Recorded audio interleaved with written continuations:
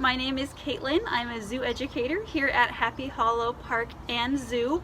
Welcome to another one of our virtual meet and greets. We miss having you all here on site very much while we're closed, but as you've seen, if you've been following our social media, we're taking this opportunity to introduce you all to some of the animals that are part of our education department.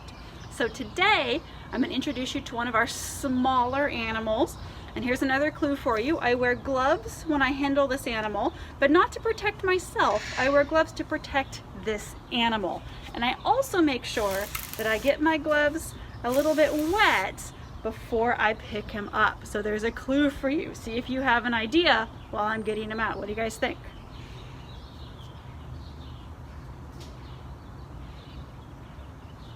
If you guessed a salamander or some sort of amphibian, you are correct. This is our hybrid tiger salamander.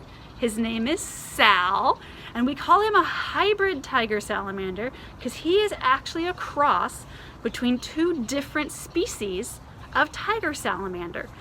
He is a cross between a California tiger salamander, which is our native species here in our state, and a barred tiger salamander, which is not native.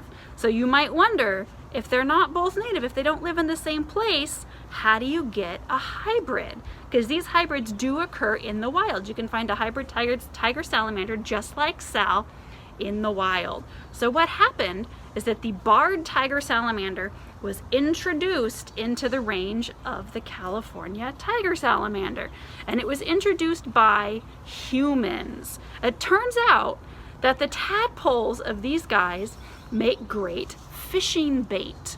So they were produced and they will be shipped to California, where fishermen can purchase those tadpoles to use as live bait, but every so often that live bait gets away without being eaten. And those barred salamander tadpoles can go through metamorphosis, can grow up, and are closely enough related to our native California tiger salamander that they can mate and produce hybrids. Now, tiger salamanders, you can see where he gets that name. He's got some nice stripes on his back here, kind of reminiscent of a tiger pattern. And they're also known as mole salamanders. That's another name for them. So while the name tiger salamander comes from their physical appearance, the name mole salamander comes from their behavior. Just like moles, these little salamanders spend a lot of time underground. They are nocturnal, so they spend nearly the entire day in underground burrows. Now, they don't dig them themselves. They don't have very sharp little claws for digging. Let me see if I can get you a look at his foot right there. They have little tiny feet, not so good for digging. So what they do is they take over burrows from other underground animals like moles or gophers or ground squirrels. And that's where they spend their day, away from the heat and underground in the nice moist soil. They will come out in the evenings and at night, and that's when they do their hunting. And despite their size, these little guys are carnivores. They're going to be hunting meat, but nothing big. Think about what kind of meat might be able to fit in this little tiny mouth. Salamanders specialize in eating bugs, and when they're tadpoles, they can actually eat fish as well. Those little tadpoles are kind of vicious. They'll go after fish living in the same pond as them. So that's what they're doing at night, coming out hunting for bugs and sometimes fish.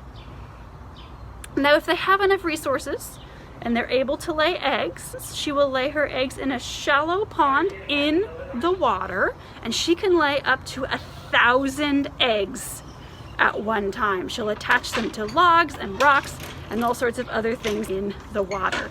And when those eggs hatch, some of you might have been confused. I kept using the word tadpole for a baby salamander. They are actually tadpoles when they first hatch, just like frogs that you might be more familiar with, but it's pretty darn easy to tell them apart. Salamander tadpoles are very unique, and that is because their gills are on the outside of their body. Sounds kind of ridiculous, right? Here's what it looks like. Their gills look like feathery protrusions coming off the side of their body. That's how you can easily tell it's a salamander tadpole and not a frog tadpole. Now the last thing I want to leave you with is a cool fact that salamanders, and actually all amphibians, are what we call an indicator species. They are an indicator of the health of the ecosystem that they live in. And that's because they're a very sensitive species, especially to water pollution. This slimy skin that you might have been watching the whole time Sal's been out, that skin is slimy because it is very, very porous or full of holes. Now that's very helpful because amphibians breathe through their skin. He does have lungs, but he also breathes through his skin. But that means if there's anything in the water that shouldn't be, any pollution, he's very susceptible to it. It can make amphibians like salamanders sick and kill them off very quickly. So if you're in a habitat that is full of salamanders, if you see a lot of amphibians, you know that it is probably a very healthy habitat, which is great to know. And we do still have some wild salamanders, like I mentioned, in California. Not a ton because they've lost a lot of their native habitat. But if you happen to be in a wetland area or some moist grasslands, you just might be lucky enough to see one if you're in the right place at the right time.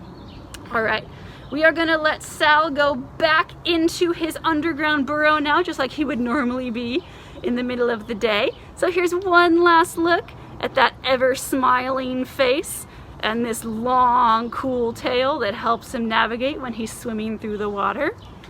And we will see you next time at our next virtual meet and greet. Bye everyone.